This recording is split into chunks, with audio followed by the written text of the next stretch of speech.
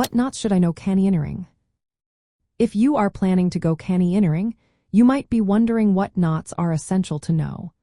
Understanding these knots is key for safety and efficiency while navigating through canyons, especially in stunning locations like the Blue Mountains. Let's break down the knots that are important for your canyoneering adventures. First up is the Euro death knot, also known as the offset water knot. This knot is used to join two ropes together for rappelling. It is favored for its ease of tying and untying. When you tie this knot, make sure to leave 8 to 12 inches of tail for safety. Next, we have the figure 8 follow-through. This knot is your go-to for tying the rope to your harness. It is strong and easy to inspect, plus it can be untied after being loaded. Always leave at least 6 inches of tail when tying this knot. The girth hitch is another important knot. It is used to attach slings to anchors, harness loops, or even natural features like rock horns. This knot can be tied with one hand, making it very versatile.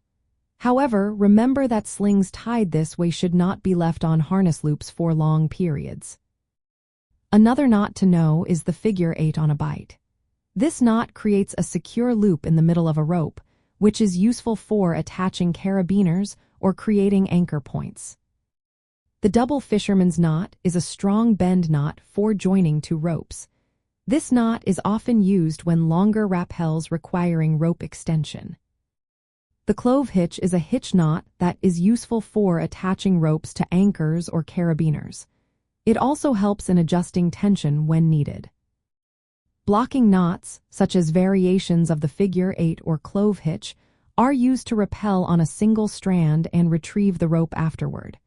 This is essential for efficient rope management in canyons. The stone knot is helpful for retrieving ropes after rappelling. It is easy to untie even after heavy loading, making it a practical choice. Lastly, the prusik knot or other friction hitches like the autoblock and klemheist are slide-and grip knots. These are used for ascending ropes or as backup safety knots during rappels.